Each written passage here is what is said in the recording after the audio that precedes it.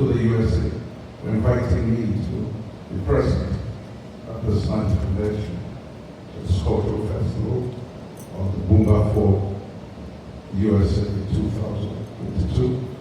I did accept, and happily so, and I'm glad that we are here today. You see, our culture,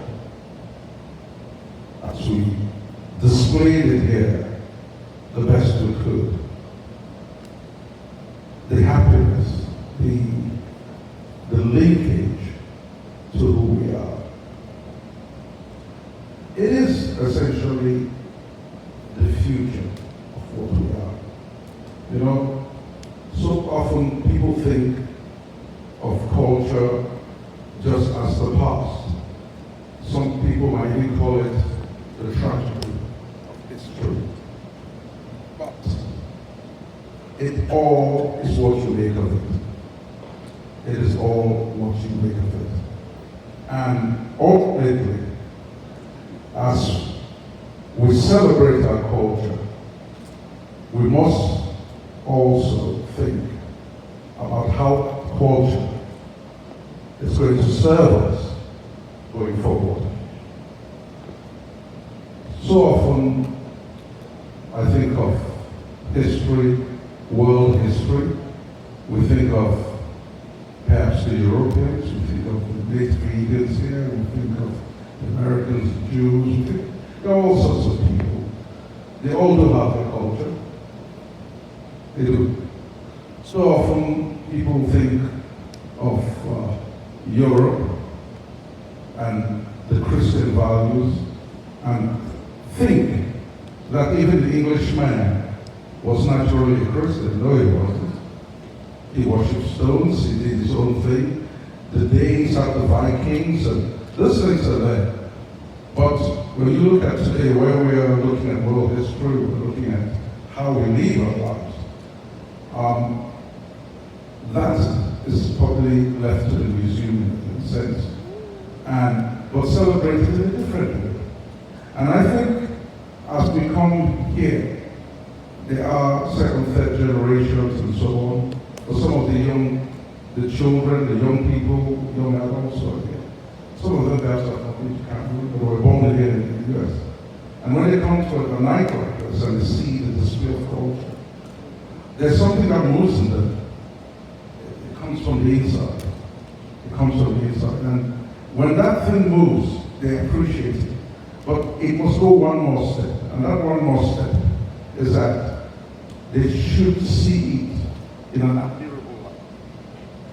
It must be admirable. It must be something which you are proud of, not ashamed of. It must be something that inspires, and not something that is put in the dark and they don't want to show it, secrets and this and that. And, you know, once we are here, we're all here in America, one of the most advanced countries in the world, everybody wants to be here. And when we're here and we're still holding on to that culture, that part of us, and the display I saw here today, a bit of tears in my eyes, joy, and all those things, sentiments pass through us. And somehow, even for our kids, our children, they look at it and think, oh wow, this is different, this is marvelous. But it is important that, you know, we keep that color, that brightness of who we are. Because if we lose that, then who are we? And I remember talking to, in one case, it was the President Kagame of Rwanda. We met in Abuja and we met again in Japan. And I said one thing, that, you know, he is Francophone, for example. His wife is Francophone. But the decision for him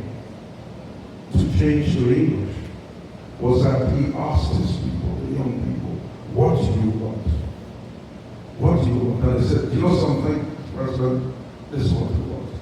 We want English language, not French. It is difficult for a man to let go of his past, but he had to think about the future. He had to think about what the youth want. What is it that will inspire them? What sort of life do they want to live? And for us also, no matter how we plan, no matter how we look at things, in the end, our children will decide where to go.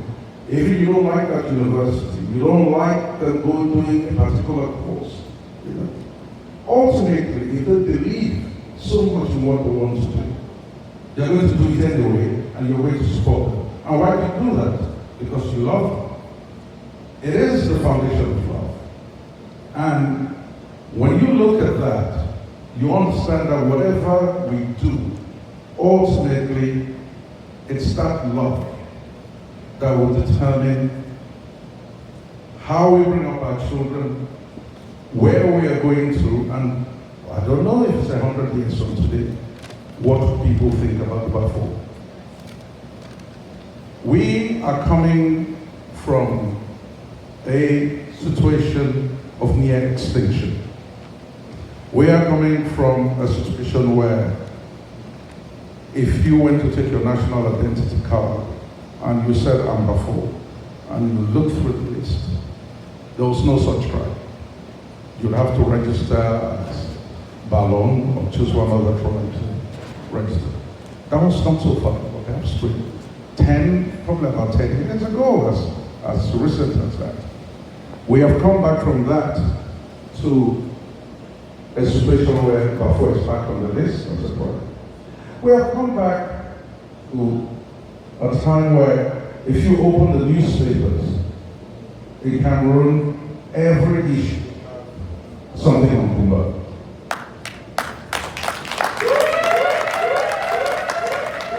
We have come back to a time when you look at, say, the South region, you say, well, which are the positions, which are the most important positions today in terms of the influence of the region? You look at the president of the regional assembly, and that's a rank of a vice minister. It is President Bakuma Lango, who is BAFAW. You look at the vice president of the regional house, who happens to be the president of the House of Chiefs, Chief Atema Bako, but his mother is BAFAW. He is town, grew there, speaks BAFAW, he is BAFAW. Like it. When you look, those are the two important